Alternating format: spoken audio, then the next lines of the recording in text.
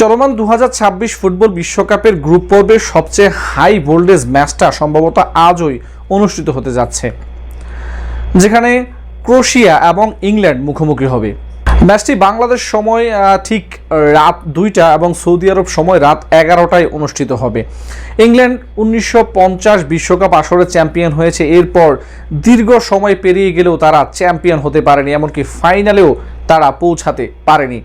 প্রত্যেক বিশ্বকাপেই আসলে ইংল্যান্ডকে সবচেয়ে হট ফেভারিট হিসেবে মানা হয়, কিন্তু প্রতিবারই তারা হতাশ করে ফেরে।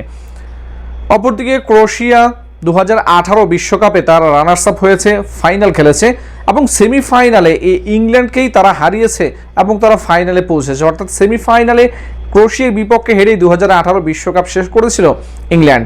2022 বিশ্বকাপেও সেমিফাইনাল খেলেছে ক্রোয়েশিয়া।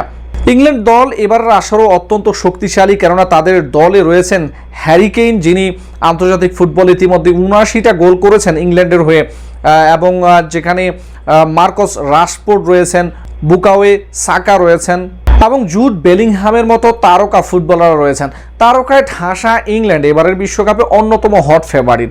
অপরদিকে ক্রোয়েশিয়ার দলের সেরা তারকা লুকা মদ্রিচ, যার বয়সটা 39, হয়তো ক্যারিয়ারের শেষ বিশ্বকাপটা তিনি খেলছেন। ক্রোয়েশিয়ার আরও যে দুইজন রয়েছেন অভিজ্ঞ ফুটবলার, ইভান প্যারিসিস এবং ডোমিনিক লিভাকোভিচ রয়েছেন গোলরক্ষক। ইংল্যান্ড এবং ক্রোয়েশিয়া দু দলের মধ্যে অবশ্যই ফেভারিট হিসেবে আমি ইংল্যান্ডকে এগিয়ে রাখবো এবং এই ম্যাচে ফলাফলটা ইংল্যান্ডের পক্ষেই আসতে পারে। ইংল্যান্ড 2-0 ব্যবধানে ক্রোয়েশিয়াকে হারাতে পারে। এই ম্যাচে ইংল্যান্ডের ফরমেশনটা হতে পারে 4-3-3 এবং ক্রোয়েশিয়ার ফরমেশনটা হতে পারে 3-4-2-1। ইংল্যান্ড নাকি ক্রোয়েশিয়া, কোন দল জিতবে? গ্রুপ পর্বে কারা দেখাবে নিজেদের সেরা আধিপত্য, ইংল্যান্ড নাকি ক্রোয়েশিয়া? কমেন্ট করে জানাতে পারেন আপনার মতামত।